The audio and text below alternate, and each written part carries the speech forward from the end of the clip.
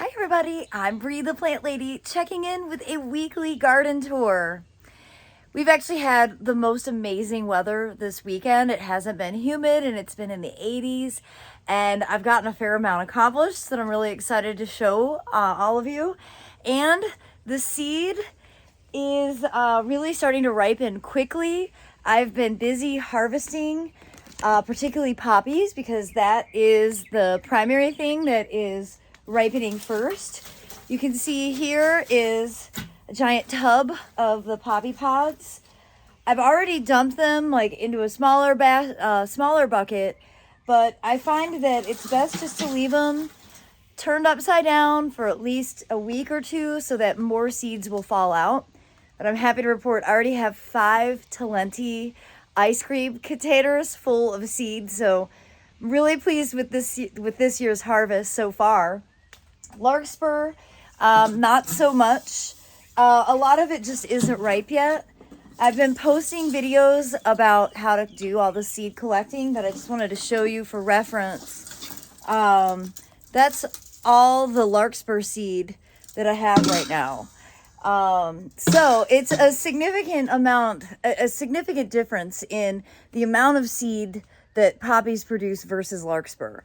The nice thing with Larkspur is that they're easier to self-sow, so you don't actually have to collect and refrigerate Larkspur seeds like you do the poppy seeds, which people have been inquiring, and they will self-sow, but if you disturb the soil and the seed gets covered, they won't really germinate, which is why I sow them every fall.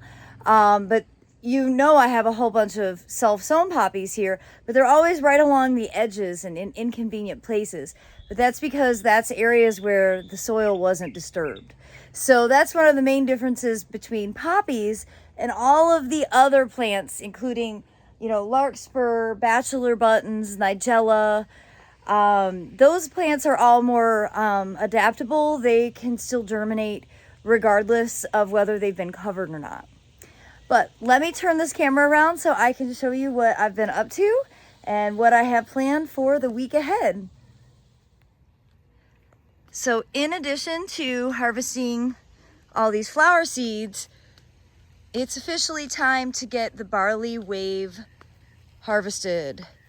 And I have a neighbor who would like to have her children come and help. So I'm hoping that we can get that coordinated for this week. And it would be really terrific to get this harvested, and then we could get this bed cleaned up and replanted. I haven't completely decided what I'm gonna do here. Last year I did Cushaw squash.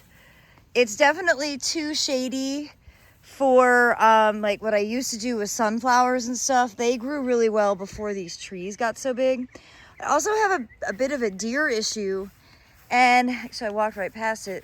There were some self-sown sunflowers here. You can see they're still here, but the deer have been eating them relentlessly. So I think I want to, you know, think creatively about something that is a bit more shade tolerant that the deer aren't going to gravitate towards. If you have any ideas, write them in the comments, please. I just think that this wave is so pretty. I love the amber color of the dried stalks against the nice velvet green carpet of lawn. It's really, this is sort of the magic moment. Over here in the shrub border where it's full of nigella, I haven't harvested any nigella yet because none of the seed is ripe. You see the seed heads are still green, and there's no sense in harvesting these early because the seed ultimately won't be viable. So just leave those alone. I think they look really pretty, that kind of foamy texture. Of course, I love these eucomis so much. This is sparkling burgundy. I got these from my good friend Erin Weston, her father Noel Weston, who had been the horticulturalist for the city of Raleigh for his entire career. He was a champion of these, and that's actually where I got them from. And every time I pull in the driveway, I think of Noel, and that's always a nice memory to have. Now, I wanted to give you a sneak peek. We've got the lines marked, and I think that they are coming like in a few days to tear out the sod. I have a video showing this process, so I won't go into it right now. But the funny thing is, everywhere where there was a tree, where there is no grass growing, none of those are incorporated into beds. It's, yeah, pretty typical. But we are going to put not super sod, we're going to put soil cube down. And then when the sod gets cut, it will get put in place to hide these big open spaces. Though I've been debating on whether I should leave a little and just call it the beach, so that people who stay in the Airbnb can have a sense for what our native soil is, which is essentially beach sand.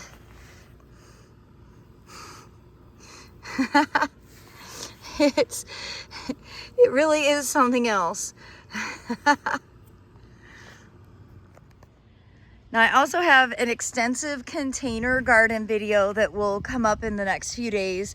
But just to give you a little taste, I got really busy planting up a whole bunch of containers so that when we get the concrete poured over there, I can move a bunch of these pots to the patio and it would be instant garden.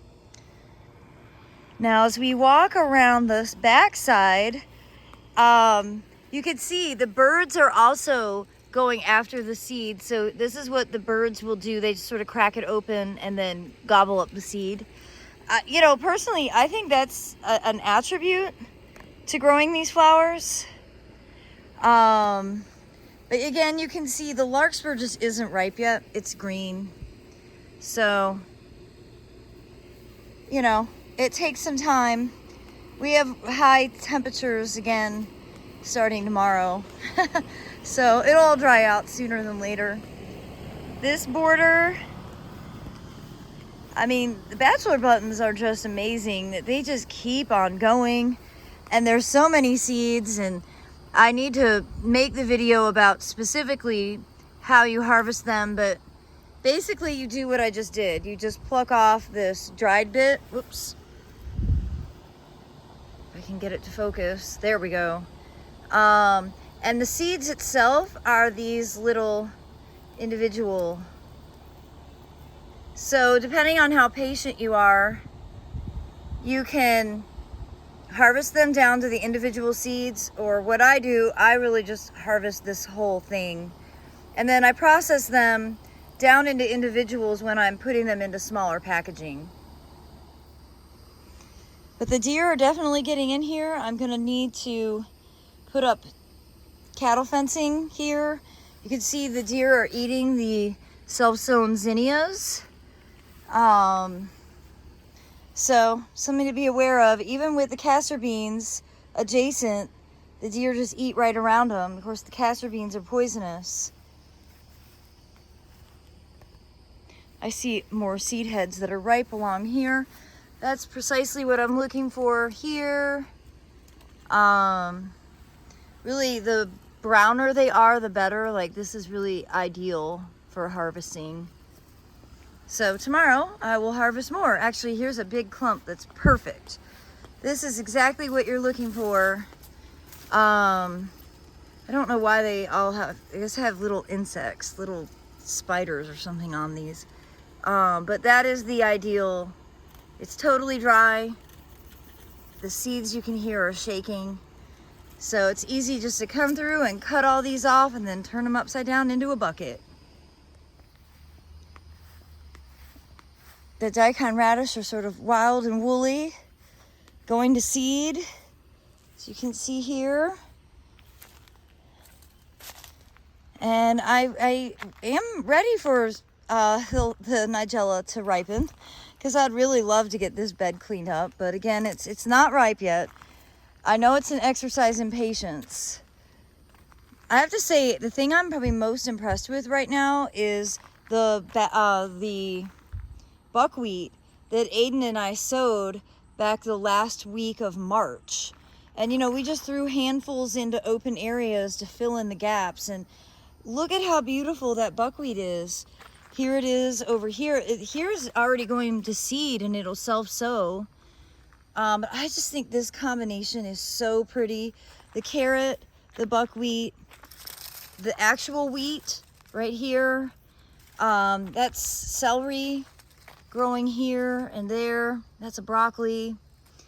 So, you know, I think sometimes just it's such a simple thing to do, but it's sort of unusual, and it shouldn't be, because it's such an easy solution just to fill in some open space and make it so much more interesting than it would be otherwise.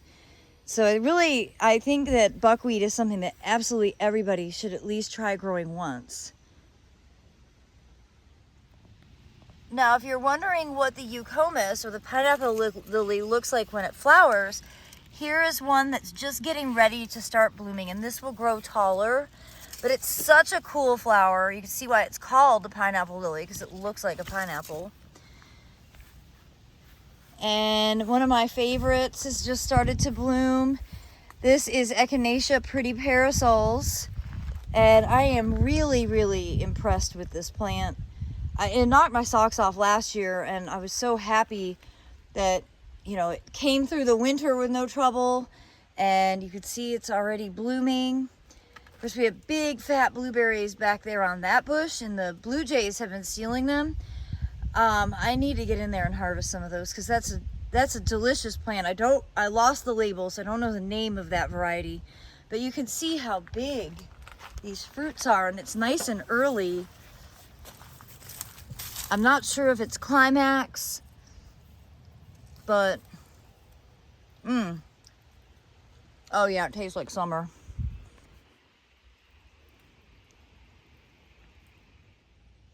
So I got some more pots planted here, and I haven't done any bed change outs at all. I do love how the wall is looking. It's very cheerful and summery. Now this is another really, it's just an outstanding Echinacea. And unfortunately, I've lost the label, but I know it was from Ball Seed. This was one that was shipped to me a few years ago to trial. And I have been so impressed. I mean, just look at all those flowers. It's such a beautiful plant. I need to go back in my notes from, I don't know what year I got it, is the problem, 2018. The pandemic did not help my sense of not having a sense of time. But I highly recommend it. So when I get the name, I'll let you know. Now, check out all of these blueberries. Yeah, this is crazy awesome. You see, they're smaller, this variety, compared to the other one. Again, I didn't lose the labels. The ink faded away, and I didn't catch it in time, and now I don't remember. These are 3 different varieties. So this one is shorter. This one is definitely the most vigorous in the middle, and then there's another one here. I love that they're all early. It's really a treat to have blueberries starting now. Now, it is getting ready to be time to harvest garlic, and I will make a video about this. I've just been trying to get so many different things done that I haven't been able to capture it. But it's really funny. I noticed these were really starting to die out and collapse quickly. And it's like, if you don't harvest them, they will break off, and then you won't get the bulb out. So it is important to go ahead and start harvesting your garlic when the entire thing is kind of wilty and faded.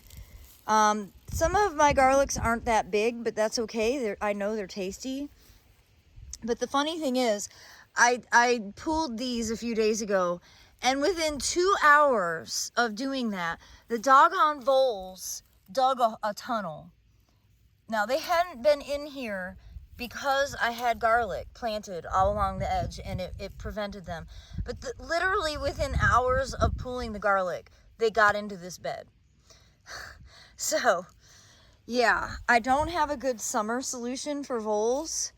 One thing I can say, and I'm going to do demonstrations of this when we break ground next door, these blueberries are planted in Vole King bags. So these are these mesh bags that you put the plant in, and then you dig the hole and plant it in it. And those Vole King bags provide, well, the voles can't get into the central root system of the plant. So even if they eat the roots outside of the bag, they won't do so much damage that it'll kill the plant entirely. And so that's really for everything new that's permanently being planted, like perennials, trees, and shrubs. Every plant that I put in the ground from now on will be in a Vole King bag.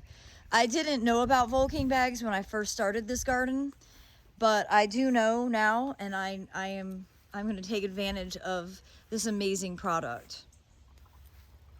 I actually lost most of the Asclepias tuberosa in this bed. There were 18 planted in here. Most of these got eaten by voles. So, you know, trees, shrubs, perennials, anything that you value, put it in a Vole King bag and you won't be disappointed. I will say I have gotten in the pool and it feels great. I am anxious to get this replanted, but I'm also waiting for the seed to ripen. The story of Brie's life. Same thing here. This is probably the first bed I'm going to do. We'll probably get this done maybe tonight or tomorrow. But I have a lot of garlic to harvest there. So what am I doing with the garlic? Let me show you. So as I gather handfuls, I'm literally just like tying it up and hanging it under my patio umbrella here so that it can cure. And really you're just going to leave it here in this shady, you know, area without a direct sunlight, not getting rain, for about 2 to 3 weeks. And then it will have a longer shelf life when you bring it inside to start cooking with it. You can absolutely eat this garlic right out of the ground. It doesn't have to cure for you to cook with it, but you do want to cure it so that it will last longer. So this is a really simple thing, just a patio umbrella. And you can see here, I'm just using clips. Let me turn this around. So I'm just using large clips and I'm just clipping the bunches onto, you could tie them, whatever. It's just the clips are so easy to use. So far, most of the garlic is pretty small. And that might be variety specific. I don't keep track of the varieties I grow very well. There's one really impressive one here. But I usually keep the smaller ones for replanting. And there's so much more garlic to harvest that it doesn't bother me at all that there are some small ones in these bundles. They're still delicious. Now you might notice that this pathway here looks neat and tidy. That's the only space I've gotten redone for the summer. It started small. I do have big plans. I'm gonna deassemble the grains in containers and I will do a video showing all of these. Definitely the winner, in my opinion, is the Hulless Oats. It's just so beautiful. And we do have our grain classes coming up, and I have put the registration link in this description. I hope you'll consider joining us. It's going to be a really great time. I'm actually going down this week to do a trial run, and I will capture that so that you can all see what we are actually going to get into during these sessions. I did get the rest of the fire pit pots converted, and I'm really pleased. I just have to say, these mangave are the most beautiful things in the whole world. I mean, look at that. Is that not a picture for a postcard? My gracious, it's so beautiful. Now you can see these powder blue blueberries are nowhere near being ripe. These are usually not ripe until like 4th of July. But it's nice to have different varieties that are ripening over a period of time so that maximizes your harvest. Another goal for maybe tonight or certainly tomorrow is to get this pathway cleared up and get that raspberry that I've been talking about transplanted. Like, how many weeks in a row do I have to talk about something before I actually do it? But you can see it has lots of ripe ripe raspberries right now, and they are delicious. And I'm gonna eat some. Of course, the Japanese beetles are out. They are so good. So yeah, my plan will be to take this one that's in that ceramic pot, transplant it into this 100-gallon root pouch, and let it take over just like this raspberry has. And then I should have enough raspberries for for all my entertaining needs. Getting all of those containers planted helped free up some space in the greenhouse, so it's looking a little more manageable. And big projects over here. It's time to come through and harvest the beautiful broccoli. I also have some really fabulous onions to harvest all through here. And, well, get this completely replanted for the summer, which it won't take very long to do. I don't have to like change the soil out in any of these pots. It's really just a matter of, you know, harvesting and then replanting. A little bit of cleanup. I would estimate that when I do get to do this, when the rest of the poppy seeds are ripe, it'll probably be like a 45-minute project, you know. So I'm excited to start, you know, really getting down and dirty and getting these beds cleaned up. It does have to go through an ugly phase though for the seeds to ripen. I haven't gotten any of the kale harvested yet because, well, I've just enjoyed watching the birds on it so much, and they've really been eating a lot. But I do need to come out and harvest some of these that are basically sort of tan, but not empty. Here you can see what the seeds look like. Well, there you go. But like I said, I'm in direct competition with the birds. So I really don't do much in this woodland at all in the summer because, well, nobody wants to step on a snake, right, in general. And this is definitely where snakes live, and they should live, and I don't need to disturb them. But I wanted to show you how pretty that hydrangea, I think that's just pennymac, like an old-fashioned variety, but it's so reliable. And of course, this is black runner colocasia. I would never recommend planting it. It's quite invasive, but I appreciate what it's doing here. I definitely keep an eye on it because if it gets much beyond this bed, like I don't want it to populate through this entire swamp. That would be very irresponsible. But this little area here, which is lowland, it just gives it a little summer appeal. One of my favorite plants that I put back here, you know, it's supposed to be temporarily, is this Oryxia japonica, and that's the variegated tree right there. It's a little difficult to distinguish because there's also a variegated dogwood next to it. Again, these were put here 10, 11 years ago, thinking, oh, once I get different beds established, I'll move these, and then I never did. But nevertheless, I enjoy them. I can see that variegation from my kitchen window. And I did want to show you over here, the calla lily continues to bloom. And here's, I think, Fuji waterfall. I don't know, that hydrangea has like 4 names. It's got named different things in the trade, but it's the same plant. But this is white giant Xanthodecia, and I think it's the prettiest thing in the whole world. Likes really, really wet conditions. So you see it growing here with acarus and native strawberry, which I did not plant. It just grows on its own. So this first week of June was an exciting one for me. I got featured on the cover of a magazine, you guys. The Walter magazine, which is a local magazine out of Raleigh for Sir Walter Raleigh. I don't have a copy yet. So I was hoping to show you all, but I don't have a copy. But I should soon. But it's such an honor, and really beautiful photos by Samantha Everett. She's the Shooting Beauty on Instagram. You should give her a follow. She's a really talented photographer. It was a really, really hot day last May when she came to take the pictures.